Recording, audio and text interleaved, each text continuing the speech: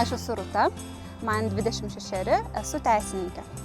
Aš dviračiu važinėju pakankamai ilgai, bet į rimtas keliones, į kalnus aš važiuoju jau antrus metus.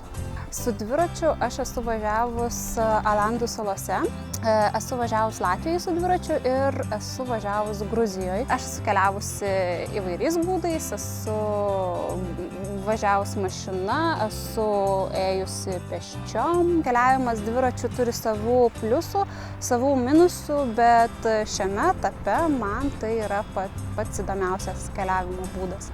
Kas neramina apie pačią kelionę, tai aš manau daugiausiai ten tokia nežinomybė ir tie skirtumai, pradedant kultūriniais skirtumais, nors mes ten gal žmonių ir nelabai daug sutiksim, nelabai dažnai, bet vis tiek tas šiek tiek neramina. Aš manau, kad man bus sunkiausia kelionėje iš tikrųjų be mobilaus ryšio. Ryšys, greičiau!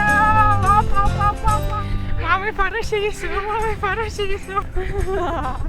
Vien dėl to, kad aš negalėsiu tiesiog bendrauti su savo šeima, perduoti jiems žinią, nes aš žinau, kad jie labai jaudinsis, tai tiesiog man atrodo, tai bus man sudėtingiausia, kad aš negalėsiu gauti iš jų žinios, kaip jiems sekasi ir kad aš jiem negalėsiu perduoti žinios. Ar žinai, kad kelionėje gali būti gyvačių? Taip, žinau. Ir bandžiau šį savaitgalį tam pasiruošti, bet nepavyko.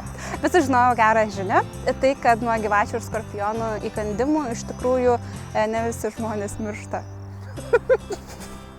Savo kolegams, kurie su manim važiuoja kartu, aš labiausiai noriu palinkėti jiems komandiškumo, geros nuotaikos, nes aš manau, kad tai yra du labai svarbus faktoriai, kurie gali kelionę arba padaryti labai nuostabią, nepaisant to, ar mes įveiksim visą maršrutą, ar neįveiksim, nepaisant to, ar lis, ar snigs, ar atšiaurus vėjas bus, ar stumsimės, ar gražiai važiuosim. Ir arba tą kelionę padaryti tokią nelabai kokią. Tai aš labai noriu palinkėti, kad mes būtumėm, išliktumėm komanda.